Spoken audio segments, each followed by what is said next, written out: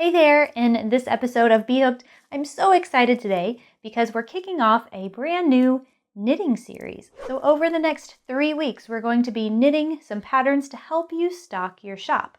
Now, of course, if you don't have a shop, you can make these. They're great to gift because they're quick and easy to make.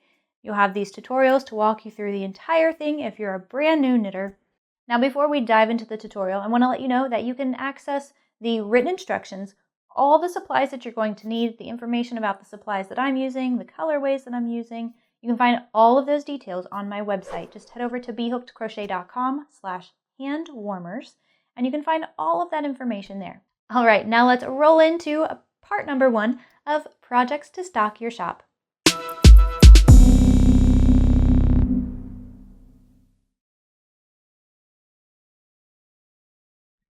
We're going to start off our mitts using the longtail cast on. As the name implies, we need a long tail. So what I do, honestly, I just kind of eyeball this. I just get myself a nice long tail. But if you want to kind of measure it out specifically, you can do that by wrapping it around your needle. And each one of these wraps is about the amount of yarn that you need for one stitch. So this ideally should be enough for 4 stitches. So you can take an educated approach, or you can just eyeball it like I do, and then set yourself up for the long tail cast on. We're going to cast on to double pointed needles, and that's because getting a circular needle that's in a 9-inch, honestly, it's difficult to try to find in the size that we need. So 6.5 millimeter needles is what I needed to obtain my gauge, and you just can't find a circular needle in that size. So double pointed needles it is. We're going to use a total of 4. So we're going to cast on 3 needles, and then we'll use that 4th one to work. Okay, so you want to just drape your yarn over your needle and secure that with your finger.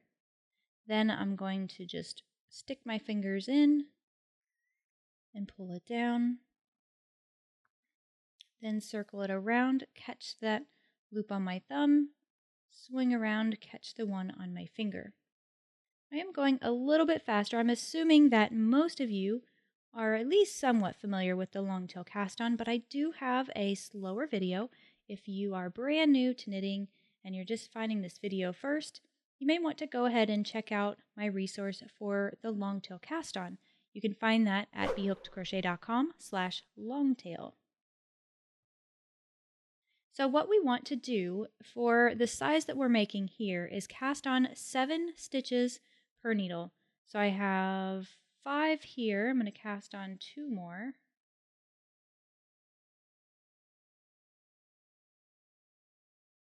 Then grab one of my other needles. I'm just going to jump right into casting on that one. So I'm just going to kind of let this one flop and let it lay there. But I still want to hold my yarn in the same position. So I want to just swing around and grab that same loop that I would on my thumb, and then swing around and grab the one on my finger. And this first one is going to be super awkward, but you'll get the hang of it after a while. You just kind of let that other one hang there in the background. And we're going to cast on 7 stitches to this needle as well.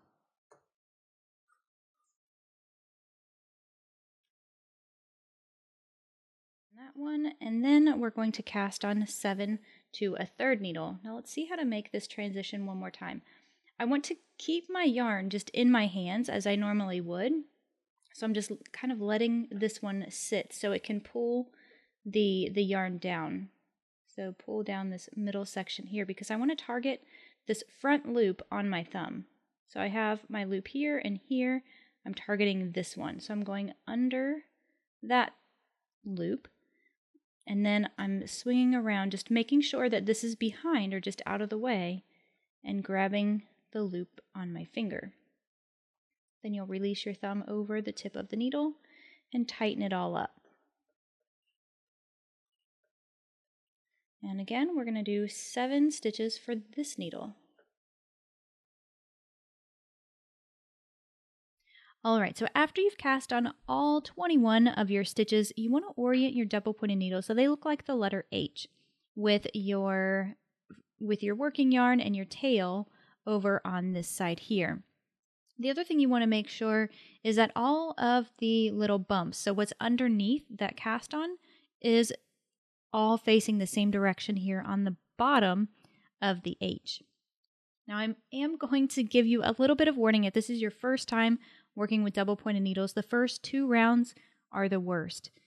So if you can just get through this, I promise you it will get much easier. You'll get the hang of it, and it's worth it. Sometimes you just have to use double pointed needles. You can't get around it, and so this is that great project to learn how to do that with.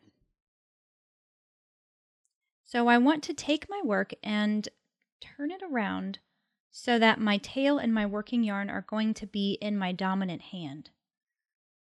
So I'm really just taking it and flipping it upside down from the way that I had it before. We're going to start knitting with this needle right here because this was the first stitch that we casted on. I want to join this last stitch and the first stitch so that I can start working in the round. Now to do that, I'm just going to push that needle down so that I have easy access to it, and I'm going to take my free one here. So I'm going to use my free one and this double pointed needle right here. Those are going to be my 2 active needles, and the other 2 are just placeholders at this point. They're just holding the stitches in place, and we will get to them later. So I'm holding my empty needle right here in my dominant hand, my working needle here, and then I have the working yarn coming from the back on that back needle, and I need to knit the first stitch. So what I want to do, and sometimes I like to just kind of do it with my hand and not try to hold up my yarn like I normally would. Just go ahead and wrap it around that new needle and knit it. And you want to make this one a little bit tight because this is going to be the join between the 2 sides, and it's going to seal things up. So the tighter the stitches, the better. Now everything from here on out is going to be knit stitches. So you're going to master this one, and we're just going around and around, but I want to show you how to actually work with these double pointed needles. So the idea is that we always have 2 that we're working with and 2 that are holding our stitches in the case of this pattern. Sometimes we use 5 DPNs. This time we're just using 4. So we have 2 working, 2 placeholders.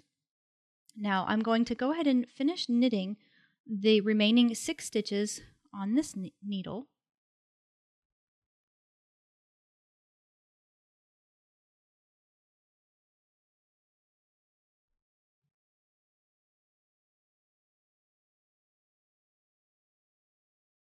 And I think you'll find too that this goes a lot more smooth when you're working in your lap. If you're trying to work on a table like I am here, your needles are they're gonna bang against the table, and it's going to look a lot more difficult than it actually is.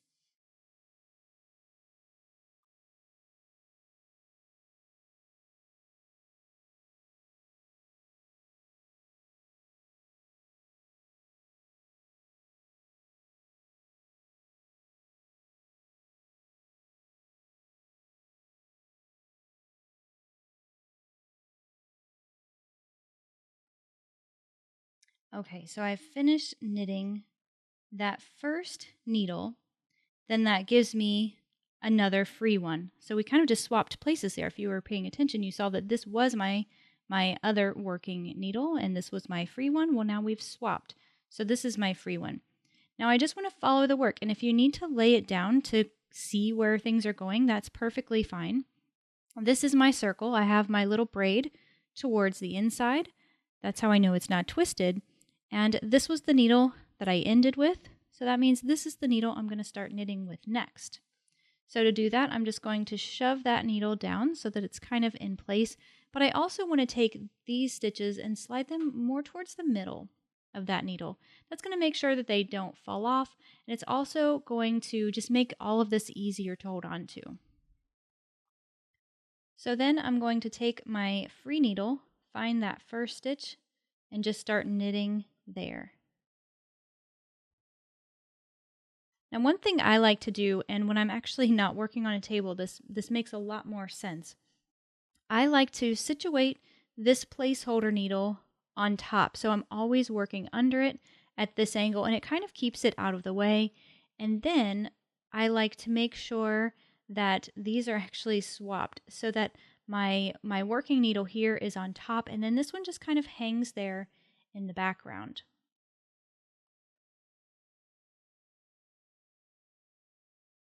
once you start working with DPNs for a while, you will find a rhythm to all of this. And like I said, these first 2 rounds are always the absolute worst because you just don't have a lot of work to hold on to and you don't have a lot of work to look at. So it's more difficult to see when and where you're supposed to place your needle.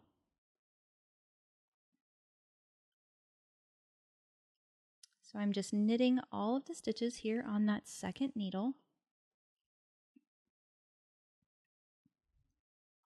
And now I'm ready to pick up on the next one. So I really don't have to lay my work down. I can really see that this is the needle I need to go to next. So what I'm going to do is slide these stitches down, and then I'm just going to slide this needle in place.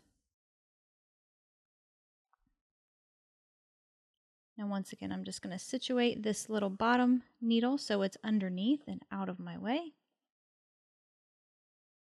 And knit all of the stitches on this last needle.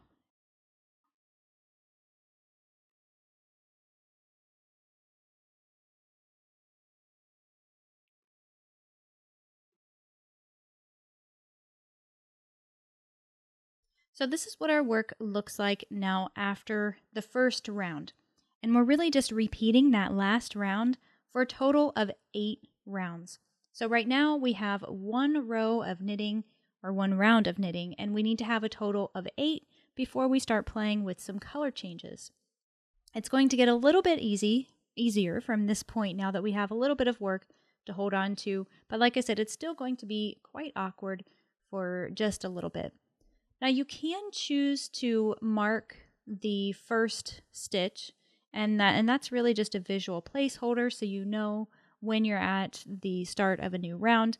But honestly, in this case, we really don't have to. I tend to use my needles because I know that I have 7 stitches per needle, and I know that the needle where my tail is coming from is actually my last stitch there. So I choose not to use a stitch marker in this case, but you're more than welcome to. All right, so when you finish knitting one, you're just going to pull the stitches down towards the middle of your needle, kind of rotate your work just a little bit, and pick up with the next needle. So shove those stitches down. Again, I'm going underneath this one here. I'm going to make sure that this one is situated under that as well to knit that first stitch.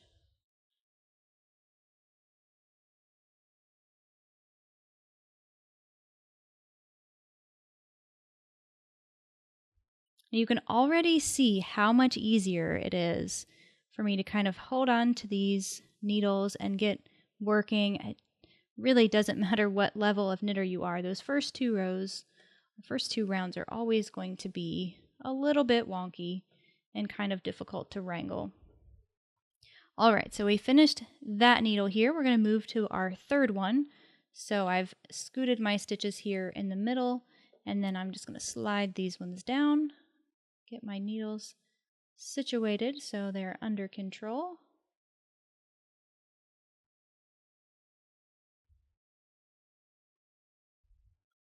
And this is my tail here. So this is also how I know that this is my last needle, and my last stitch will be at the end of this round.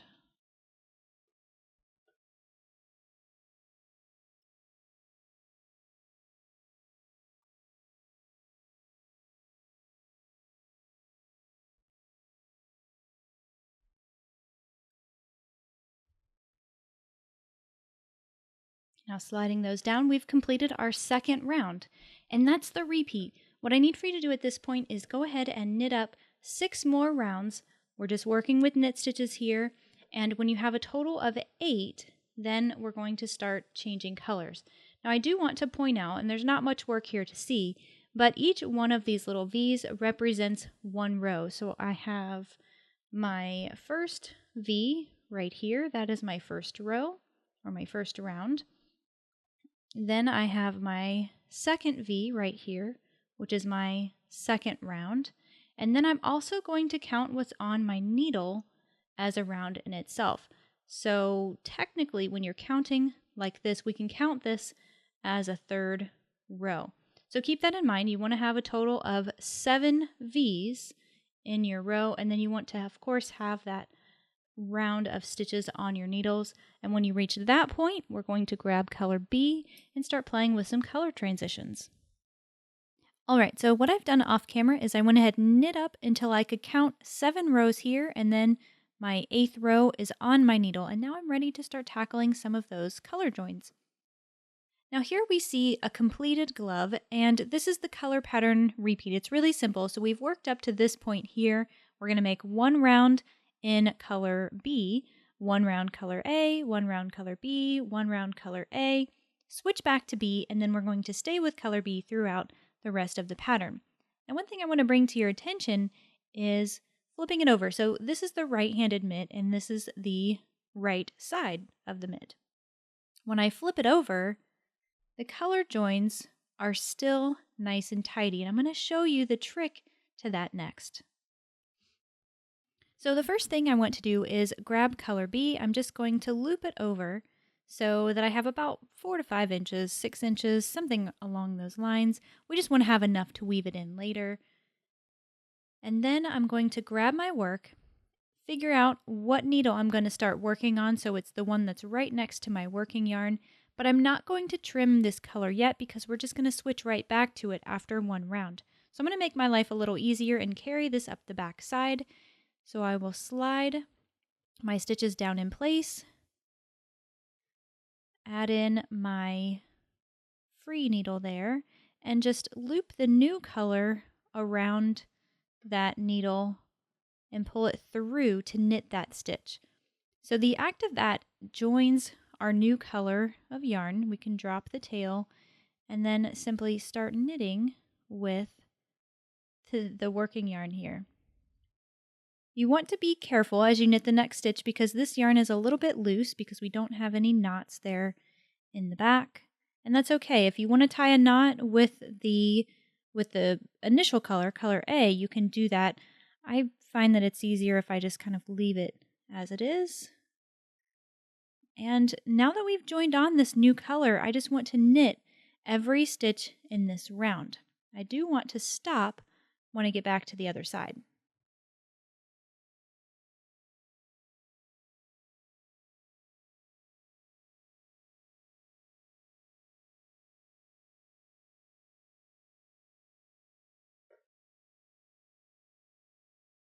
Now when you get to your last stitch, it is going to be really loose, and that's because we have the working yarn still here at the back. So what I like to do is just pull on that to tighten up that last stitch so it's nice and tidy. And we're going to drop color B.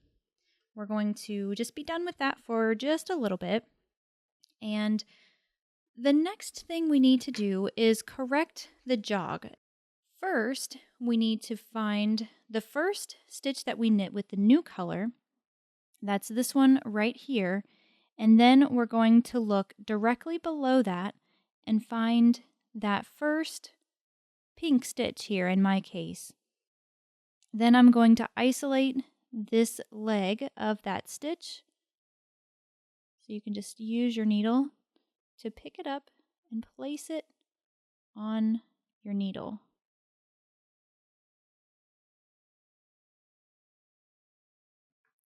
Now what we're going to do, we're not actually going to use our free needle just yet.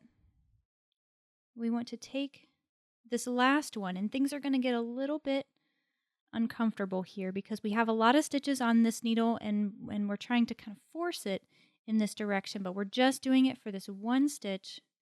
So grab the working yarn for color B, and then we're going to just isolate these two here, and we want to knit them together. So I'm inserting my needle knitwise, making sure that I'm catching that gray stitch and the pink stitch, the one that I just pulled up. And then I will knit it over on that last needle. Now from here, I'm going to drop color B, the working yarn for color B, and I'm going to start on the next stripe.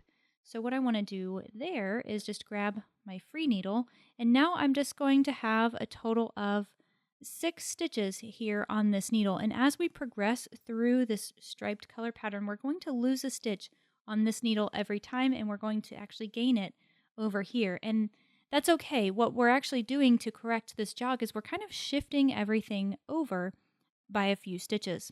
So don't be alarmed if you're dropping stitches here, or it looks like you're dropping stitches here and you're gaining them here. That's totally normal.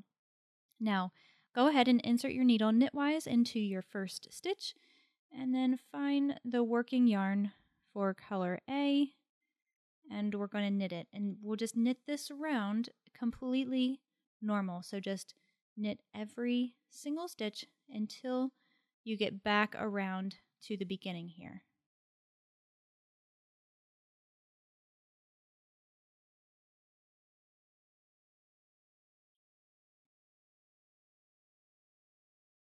Now once again, when we get to that last stitch, it's going to be all loose because our working yarn there is just kind of hanging in the background. So give that a tug and it'll tighten up that stitch. And now we're ready to correct that jog again. So in this case, we're going to focus our attention on the first gray stitch that's right below the pink one here in my case. So this is color B, pink is color A. I'm going to grab that leg and then place it up on my needle. And the rule of thumb here, since we're working with 2 colors, is when we're correcting that jog, you want to pick up the color that you last knit with. So just go ahead and look at all of the stitches that are on your needles, and that's the color you're going to pick up for this last stitch.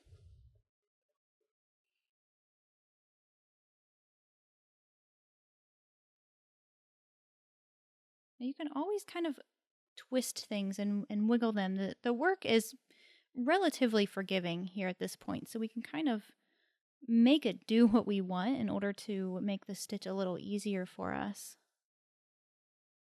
Okay, now that finishes this row, and we can't really tell at this point, but if we kind of straighten things out and look at it here, we can see that there is no jog on this gray piece. And you'll see this more as our work grows a little bit.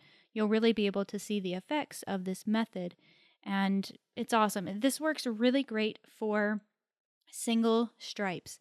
Now the act of just picking up that side leg and putting it on your needle, that is perfect for when you have bigger stripes. So let's say we had a big stripe here and we wanted to transition to the gray and have like a pretty thick portion of that.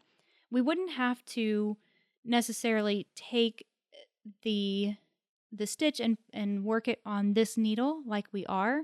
All we would do is pick up that leg and then we would knit it together as the first stitch and keep going, and it'll correct that. But since we're just working with single rows here, we have to do things just slightly different.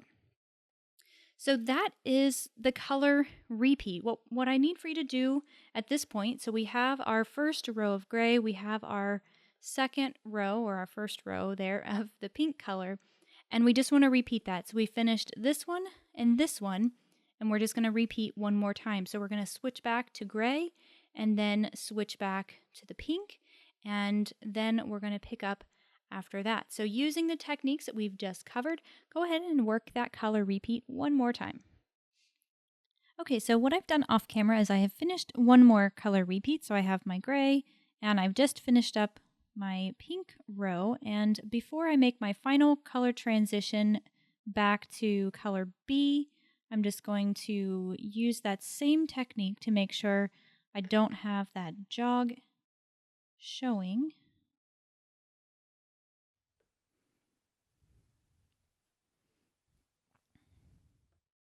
All right, now once we get a little bit of length, we can play with this too, because sometimes, like you can see, this stitch is kind of getting hidden there, and what we would do is just kind of take one of our other needles and just catch the color that we really want to be shown. So I'm just catching that leg and just pulling on it a little bit so it pulls it out to the front and we can see that. And you'll notice we just have 3 stitches remaining on this needle, and we have basically transferred them over to this one. We'll take care of that in just a little bit. We don't need to worry about it at this point. but I'm going to go ahead and pick up color B and start knitting with it. But we're finished now with color A. So what I can do is just trim that working yarn. And what I like to do is just pull it through the middle so it stays out of my way. And then we're just going to continue knitting. So we're knitting now with color B, and we need to have a total of 4 rounds with color B. So we're just going to count them as we go. And once we have the 4 rounds of color B, then we're ready to start working with our thumb holes, our thumb gusset. And now this is the needle where I have the extra stitches. So what you'll want to do, just take your next free needle and just knit 7 stitches on the free needle.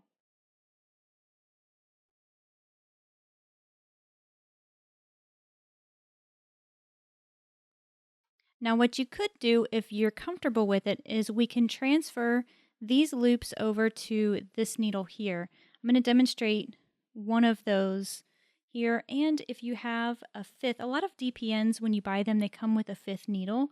I'm going to show you how you can use that as well.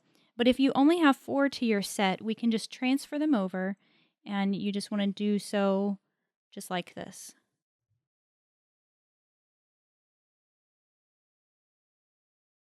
So just transfer it from one needle to the next. I'll show that one more time.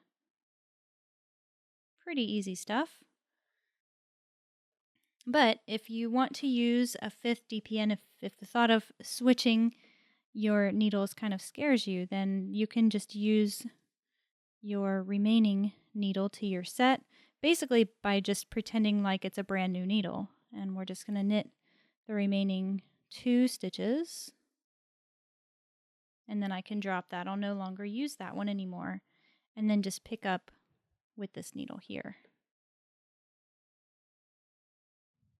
Now your last stitch will again be pretty loose, and that's because we had the tail down here at the bottom, so you can just pull on that. It'll make it nice and tidy, and you can keep going.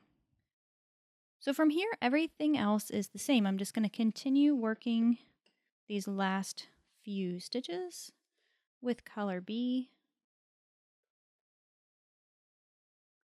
And now, once again, I have 7 stitches on each one of my needles. I've worked that first round with color B, and I just want to continue on until I have a total of 4. So once again, when you can count 3 V's, basically 3 rows here, and then you'll count the row that is on your needle, you'll count that as your 4th row on our needle. And when you get to that point, then we're going to pick up with the thumb gusset. So this is what our work looks like now after we have completed that color repeat and we have 4 rows worked in color B. The next thing we need to do is set up for our thumb gusset. So the way we're going to do that is just pick up where we were.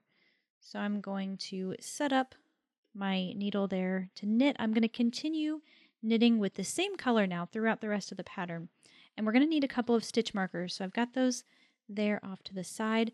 And I'm working the pattern for the right-handed mitt. So I'm going to be knitting 15, and it's going to be slightly different for the left hand just because obviously it's the opposite hand. So the thumb placement is going to be opposite from what we'll experience here with the right one, but you can find all of those instructions with the pattern over on my website at bhookedcrochet.com/handwarmers. So I've knit 7 so far. Just slide that up, slide this one down, and I want to knit 15. So basically what that means for me is I'm knitting 2 of my DPNs and then 1 stitch from that 3rd one for the right-handed mitt.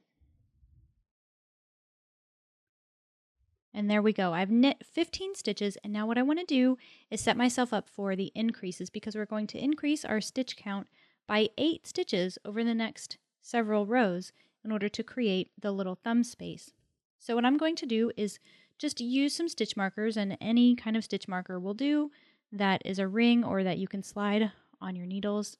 And I'm using two different colors because I'm using two different stitches. We're going to do the make one left and the make one right. And the colors just are an easy way for me to remember which stitch I'm supposed to be doing. So to do a make one left, that's going to be the first one. We're going to find the bar that's in between the two stitches. So the stitch that's on our brand new needle and then the stitch that's on our needle over here. We're just going to pick that up and place it on our needle so that it looks like this. Now the make one right is going to be similar, but we're just doing it in the opposite direction. So make sure when you pull up that bar, you're placing it over your needle like that, and that's going to make sure you are doing the make one left. Now what we need to do is find the back loop. So if you look at this stitch, you'll follow this strand all the way around. We can see the back loop back there, and it's a little tight and it's going to be difficult to work your needle into, but honestly, that's how you know that you're doing it correctly. This stitch is not supposed to be easy to work. So you'll slide your needle in there and knit it just like you normally would, and it's going to be a little tighter than normal. You'll knit that and then you can slide that off, but of course don't slide off your next stitch. So then what we're going to do is knit one. So we're going to knit that next stitch. And now we're ready to do our make one right. So we're doing the right and the left because we want there to be kind of a mirror image so that it's increasing in a mirror image or in a way that makes sense. So for the make one right, we're still grabbing that bar in the middle, but instead of placing it on this way, like we just saw, we're actually going to place it on in the opposite direction. So it should look something like this, and we're going to target now the front loop. That's where we want to knit from, and of course this one is going to be tight and difficult to work in too. So what I find is that if I take my finger back here and I pull up the slack on that stitch, I can get my needle into just that front loop. And you can probably even hear that it's a little bit difficult to slide that needle in, but that's how you know you're doing it correctly. Now you'll knit that stitch, and of course it's going to be tight on your needle, but it will work itself out. Don't worry about that. And then we're going to take our remaining stitch marker, just going to lock that up, place that on your needle, and then we're just going to continue to knit for the rest of the row. Now be very careful and hold on to these stitches because with those two increases, it's going to be a little bit more difficult to slide those stitches around. So just be aware of that as you move on, and maybe even take the time to slide them all the way up on your needle in order to kind of create some slack in those stitches. So once you've repeated that last row, that finishes this round. This is an increasing round. We want to just keep track of that as we go along because the next round that we're going to knit is not an increasing round. So all we need to do is knit every single stitch until we get to the end of our round, and then we'll set ourselves up for another increasing round.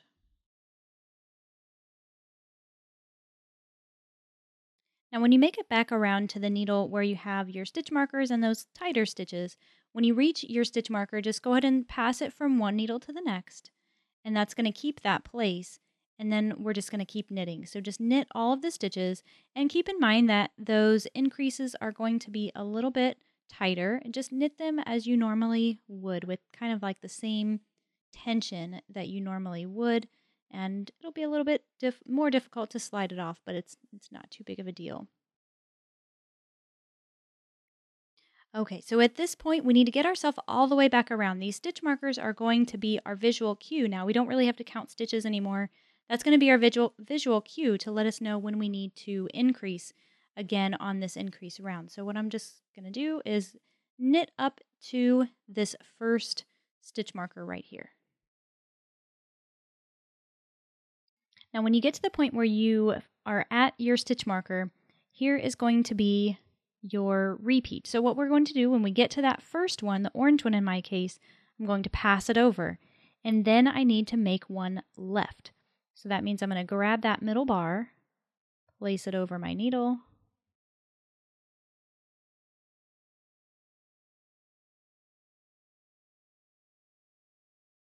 and then wiggle my needle there into that back loop.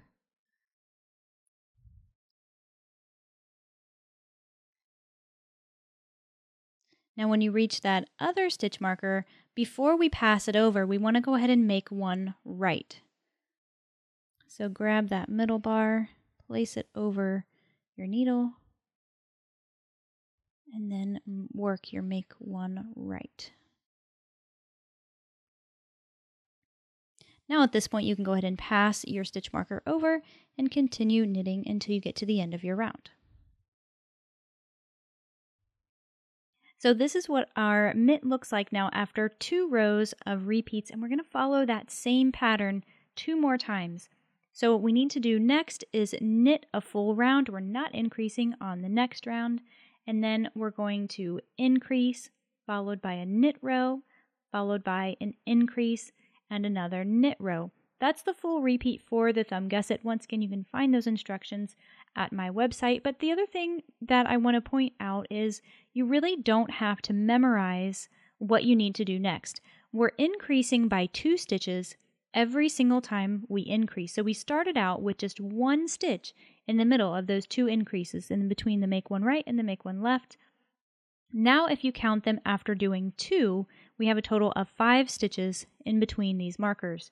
So on your first increase, you'll have a total of 3 stitches because you're going to get those make one right and make one left in there. At the end of your second increase round, you're going to have a total of 5 stitches. And at the end of the third, you'll have 7. At the end of the fourth, you'll have 9 total. That is our target. You're going to continue this repeat, this 2-row repeat, until we have 9 stitches in between our marker. Then that is going to complete the thumb. At that point, we'll just remove these stitches, hold them, save them for later so that we can pick them up at the end and finish knitting the thumb. So this is what your work looks like now after you finish the thumb gusset repeat, and we're ready now to remove these stitches. And in order to do so, we have to knit back around. So right now I have stopped working at the end of this last round. So this is the round where I did not increase. And just to be certain, you want to make sure that you count 9 stitches in between your 2 stitch markers. That's going to make sure that your thumb gusset or your thumb hole is going to be big enough for your thumb to fit through. Now when you're ready to start transferring your thumb stitches over to a stitch marker, and I've actually switched here to the left-handed mitt to do this demonstration, well, you're going to need some kind of thing to hold your stitches. So this little guy right here is just a standard stitch holder. They come in, but you don't have to use this kind of stitch holder. You can just as easily use a darning needle and a scrap piece of yarn. I would recommend using a contrast color to hold it. That way you can tell which is the holder yarn and what is your actual stitches. That's going to help you when you go to pick them up later. But the basic idea is the same no matter which device you're using to hold the stitches. So I don't need the stitch markers anymore. I'm just going to remove those. And we have to be aware of the direction of our stitches and how they're going on our stitch holder because we don't want our stitches to twist. Now, something that is definitely more difficult to see on camera than probably your own work is that there is some directionality to the stitch. If you look very closely at your own work, and you can almost see the direction here, see how the stitch kind of naturally wants to lean a little bit? Well, that makes it so that this front leg of that stitch, so basically just this front area, is a little more forward than the back leg of that same stitch. So it's kind of shifted in this direction here, and that's the right orientation. We want to make sure that we never twist that unless the pattern indicates, because you will get a different looking stitch if you work a stitch when it's twisted. So with that in mind, we just need to take either our darning needle or our stitch holder and just go straight into the stitch. Now I'm not twisting these.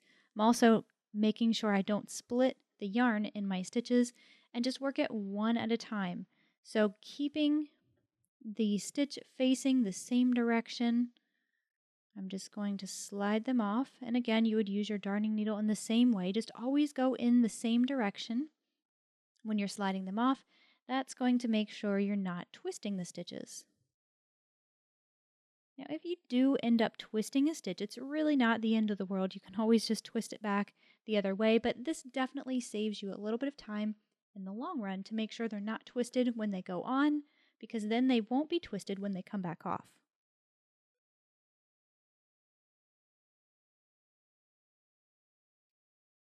Now, once you place all 9 thumb stitches on your marker, again, we don't need those stitch markers.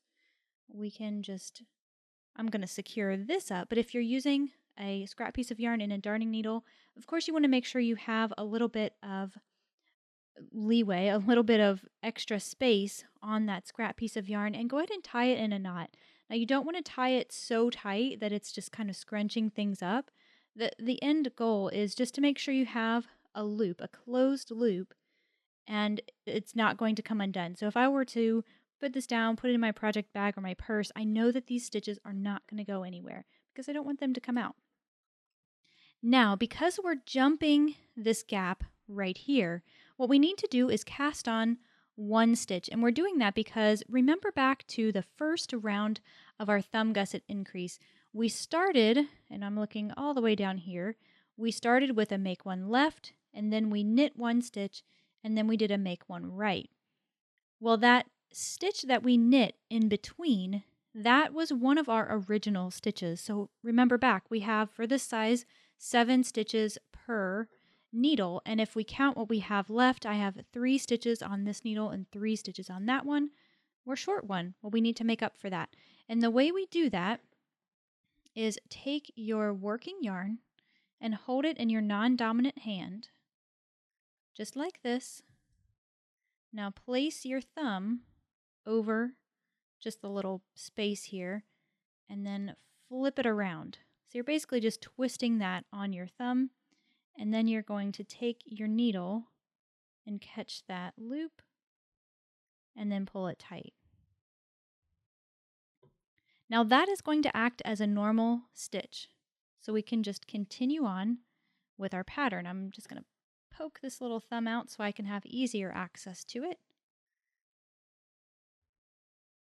and set myself up to knit the next stitch. Now you also notice I have 4 stitches over here, 3 stitches over here, so my stitch count is back to normal.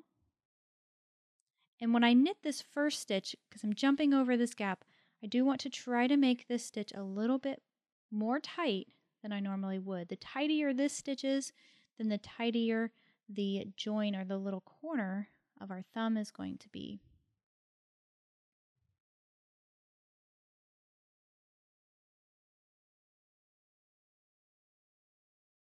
And there we go. That is all of the difficult work. From here on out, we're just going to finish knitting the length of the hand. And our target length is about 7.5 inches. So what you want to do is continue knitting around and around until it measures about 7 inches from this cast on edge here. So you're just going to measure here. And once we do that, we'll pick up next with the cast off. So once you've finished up knitting the length of your hand warmer, it should look something like this. And the next thing that we're going to do is cast off these live stitches that are on our double pointed needles here. Then we're going to pick up the stitches for the thumb, knit a few rounds, and that's it. So we're just going to do a basic knitting bind off. So I'm just going to set myself up and knit the first 2 stitches just as I normally would. So there's 1 and 2. And then what we're going to do is pass this first stitch here over the second one. So just take your needle and slide it under that first stitch. And I like to pull on it, give it a little tug to get some slack on it, and I secure this stitch with my finger here as I slowly slide the needle out and work it just like this. So then I have just secured that first stitch and I'm ready to knit the next one. So we're always going to be working in these little groups of, we'll have 1 loop on our needle, then we'll have 2. And when we have 2, we're always going to pass the first one over the second one.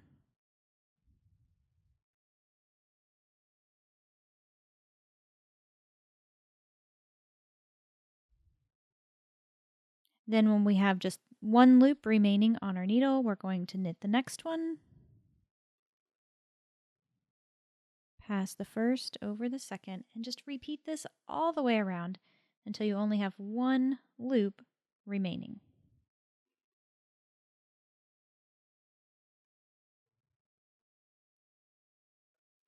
Now, when we have just that last stitch remaining on our needle, we can go ahead and trim our working yarn and leave yourself a tail that's about 5 inches or 6 inches. We need a little bit of slack in order to weave that in.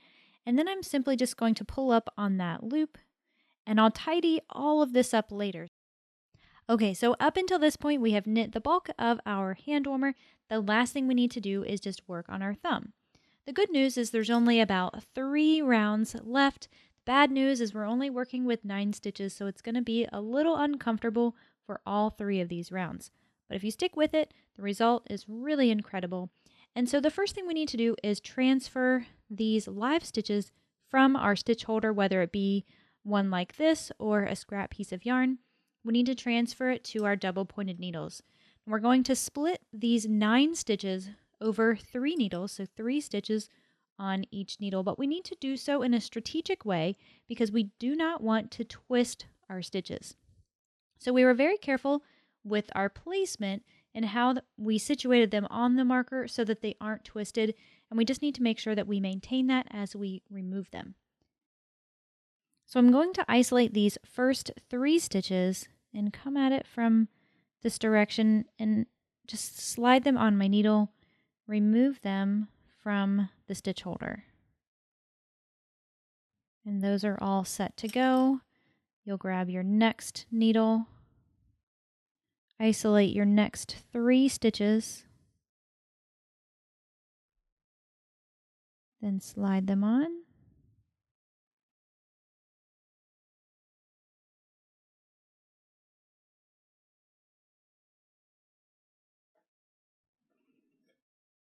And then the last 3.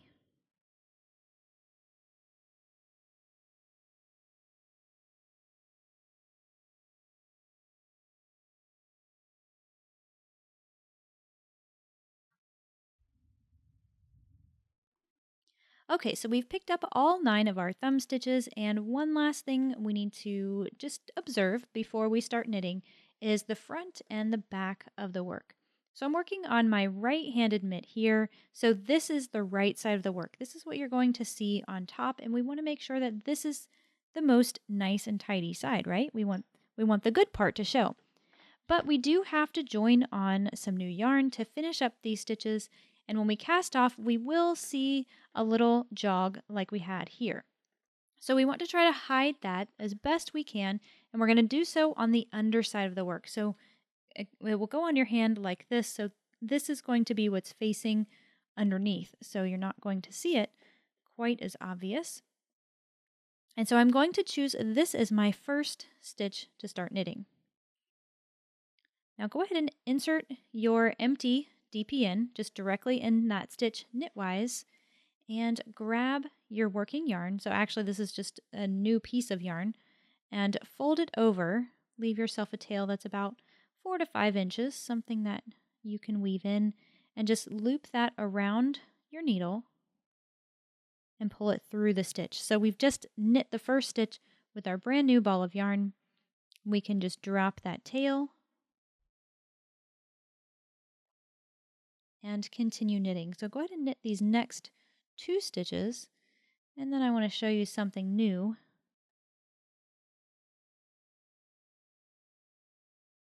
Okay, so we've knit the stitches for our first needle.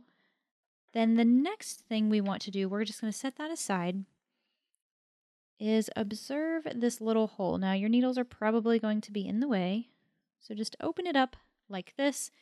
And if we were to just jump from this needle right here, this is our last stitch, this technically would be our next stitch to work. If we did that, so if I hold these 2 together, then you would see this opening right here. And we don't want that. We don't want a hole in our mitt. So we need to pick up a stitch in this space in order to eliminate that hole. Now we're still going to have a tiny hole, but we will fix that when we weave in our ends. But the one thing that we can do to really improve things is to pick up a stitch in between. So honestly, you can pick up and knit wherever you want to, whatever looks the best. That's the main goal here. But what I found is that when I pick up and knit in between two knit rows, that's when I get the best outcome.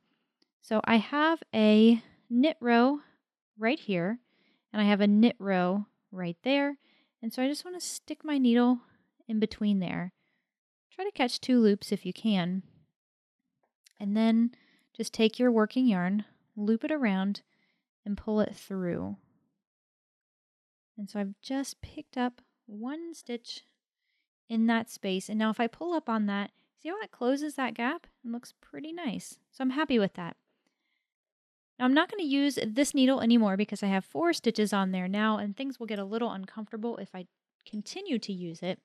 So pick up your free needle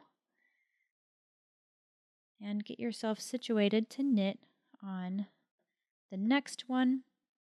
And while you're working this stitch right here, just knit this one a little tighter than you normally would. And that's because we are kind of bridging that gap between the 2 needles and between the little thumb crease.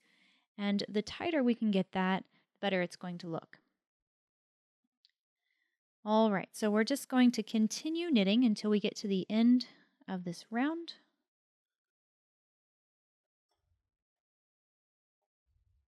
All right, now there we go. We've finished knitting our first round. What I want to do is just take this tail because it's kind of in my way. Just pull that through the inside. You just get it out of your way so you don't accidentally start knitting with it because it's now long enough to finish a round. So we'll get that out of the way. And we just want to knit 1 more round. Just knit every stitch. Super simple.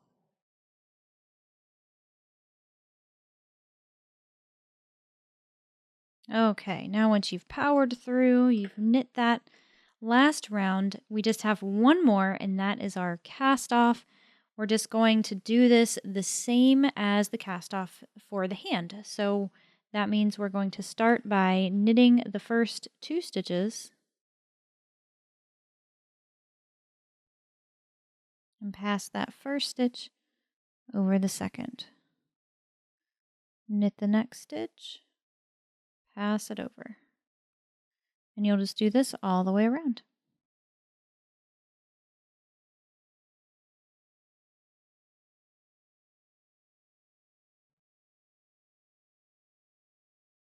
All right, so once you get finished with that, then we can trim our yarn. Again, leave yourself a tail that's about 4 to 5 inches. And then just pull that through. And the last thing we're going to do is weave in all of our ends. Okay, so this is what our hand warmer looks like at this point.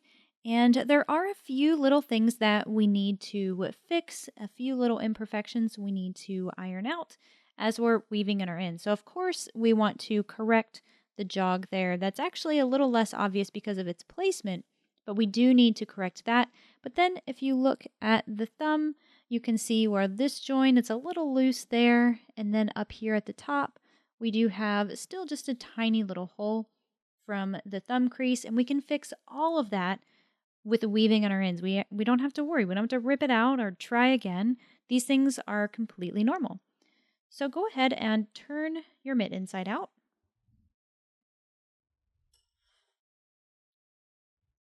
Then grab your darning needle. Let's first address the cast off edge here up at the top. Now looking at it from this direction here, there we go, just get it situated. We can see that this is obviously the higher side, this is the lower side. So I want to pull it down in this direction to kind of match that a little bit more.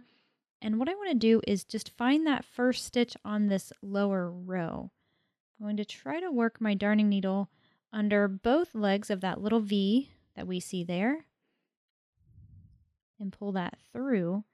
And now flip it over and find, so this is the tail right here. If I pull that, you can see, and then you can see the V that's right behind it. We're kind of doing an invisible join or an invisible seam here.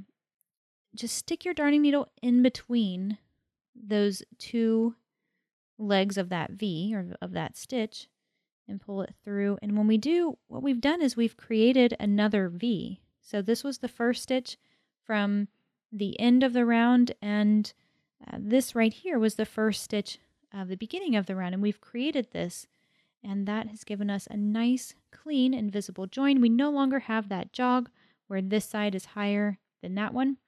And then all we have to do is weave this in. All right, now what I'm going to do is just kind of work it down one row. And then just start weaving it in. So I'm just going to pick a little edge, kind of work it under that, and loop it around.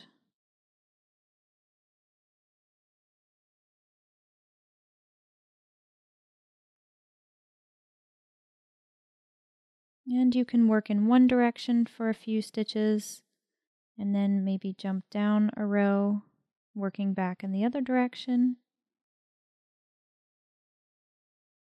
Now once you're certain your end is nice and secure, we can just go ahead and trim it off.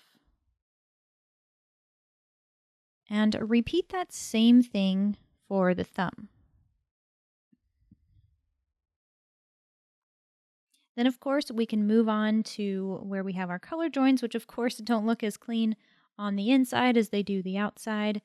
And just do the best you can to weave in the color along the color. That way it doesn't show through.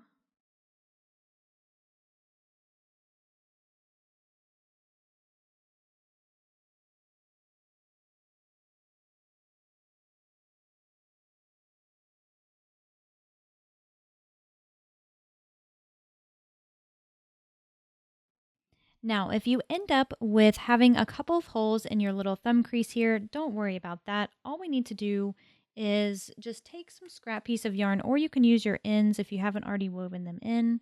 I'm going to demonstrate with a scrap piece of yarn just so you can see how it's done. So the first thing you'll do is just isolate the first hole that you want to take care of and just start weaving in this tail or this new little piece of yarn. And the idea is really just to fill this gap. So I want to kind of go in one direction and come out the other, catching two loops and then going back up through this area here because that's where the hole is. Now what I'm going to do is just tie this off and then I'll weave them in, or you can just trim them off if you're not too concerned with having some knots inside your work. Now if you loved these hand warmers, I think you're really going to love next week's project. Next week we're going to be tackling a cabled mug cozy. And yes, hold on to your hats for that one because cables are nothing to fret about. They're easy once you get the hang of it, and you're going to see that with next week's project. So make a few hand warmers and be prepared for that brand new pattern to come out 1 week from today. The last thing I would ask of you, I would be super grateful if you liked this video. Just go ahead and hit the like button. It's really easy. And if you haven't done so already, please go ahead and subscribe to the B.Hooked YouTube channel and tap that notification bell so that you can be alerted the next time we come out with a brand new video. Specifically, the one that's going to be coming at you next week, that cabled mug cozy. So stay tuned for that and for future episodes of B.Hooked. On behalf of my sponsor, Red Heart, and of course, B.Hooked. I'm your host, Brittany, and I can't wait to serve you next week. I'll see you then. Bye-bye.